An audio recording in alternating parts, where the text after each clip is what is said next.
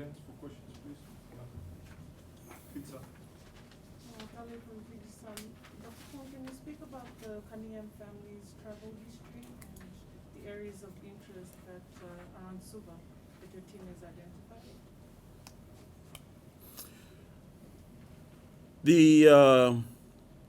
We have tracked their travel movement. I think the important thing to note is out of the 7, 1 is positive.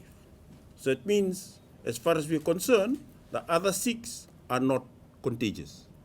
The only travel history we have to be worried about is the 1. That's the first point. Our second point is the 1 who is positive actually did stay home. It was the rest of the family that did most of the walking around. We have tracked her movement and the family's movement from the time that they were in Lautoka. They stopped along the way and we have notified the appropriate people about where they stopped, and the appropriate response is happening at where they stopped. And then they came to reach home. We have got Cunningham sorted out. I've got another team that are sorting out the places they stopped in, and we will be able to get ahead of all that travel history very quickly. In fact, most of us just woke up from 10 o'clock. By 10 o'clock last night, we were up and about, mobilizing teams to make sure that we get all those who we need to contained, and be ready to be tested.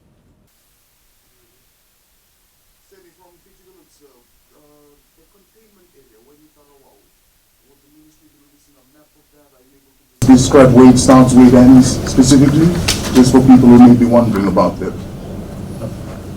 Yeah, we will have to release a map, but I don't have it with me at the moment. But I do know that even if you get to Wainitaroa, it will be fairly obvious to you where the police have decided to cordon off the area. FBC? Good afternoon, sir. You mentioned that we should all act as if it's a contagious variant of the virus. How soon will the ministry be able to establish the type of variant of this virus in this current outbreak?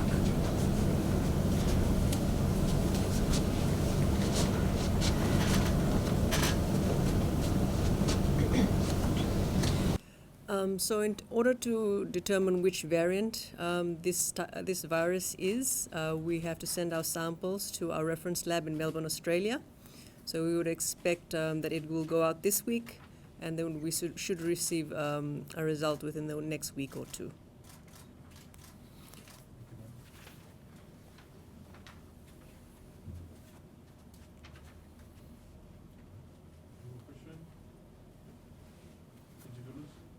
So on the taxi driver and the minibus drivers that have come forward, what's happening with them and contact tracing? And because I understand they would have had a lot of passengers throughout the period that you couldn't identify them. Yes. And forgive me if I missed this. Have they been tested and are they first routine testing negative? Yeah, again, for what we usually do is that we sit down again with the taxi driver. We go through a long history-taking exercise. Some of them may or may not have a list of who they picked and who they dropped and where they dropped them.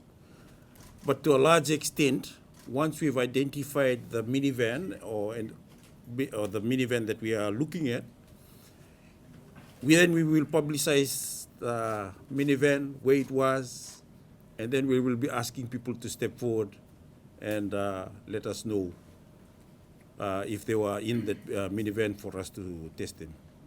I think that's the best strategy that we can work with at the moment. Dr. Fong, lead there from Radio New Zealand. With the people that have now come forward and all of the contacts you've been able to trace, what is the exposure in terms of the population now? The funeral had 500. Where are we now in terms of possible exposure from those people's movements? As I mentioned, I know that we will find more cases. We will find more people as we progress. I do know that because we have set up all our screening clinics. They are distributed throughout. You'll be seeing more visible evidence of these screening clinics in the next few days because we have to set up tents outside of the health facilities. And as I have mentioned, we are relying hugely on their ability to step forward and say, yes, I was at that funeral.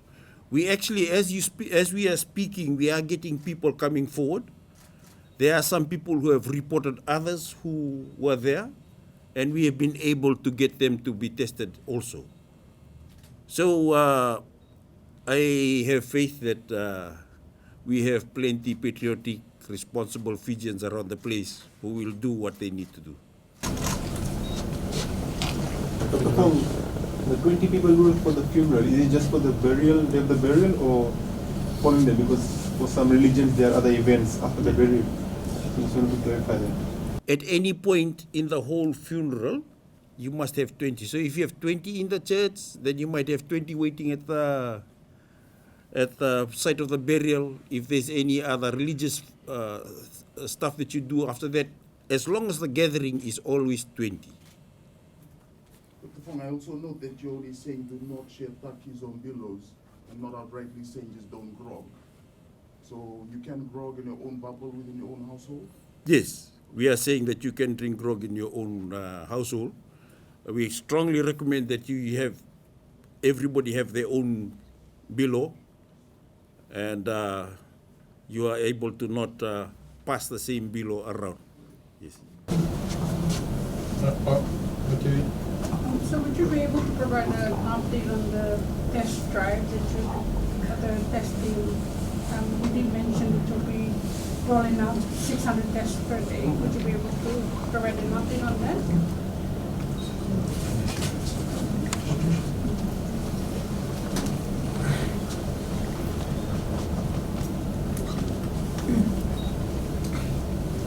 Okay, so the ramping up of the testing already has started.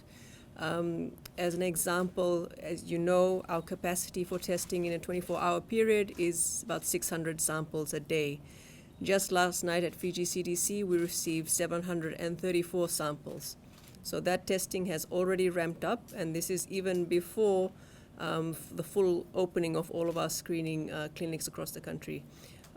We can also say that with the, as the Permanent Secretary has said, that with the cessation of non-medical passenger travel internationally, that will also help us with our capacity for testing, so we can dedicate more space to testing people in these community screening clinics.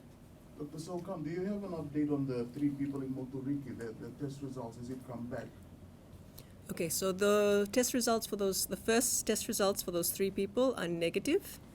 However, we know because they are first-generation contacts of one of our cases, we need to keep them under quarantine for 14 days and retest them during this time to ensure they don't test positive in that period. We will be open to 3 more questions. Thank you. Dr. Fong, why don't we have mandatory mask wearing now? Does it seem like the appropriate situation to implement something like that now? We would love to have mandatory mask wearing. We have found in the past that when we do mandatory mask wearing, our courthouse gets very full. It becomes an onerous job trying to police it. And really, I mean, why do we need it mandatory? Why can't people just react to what they should do? After all, we're all trying to protect each other. Thank you. Okay. 2 more questions.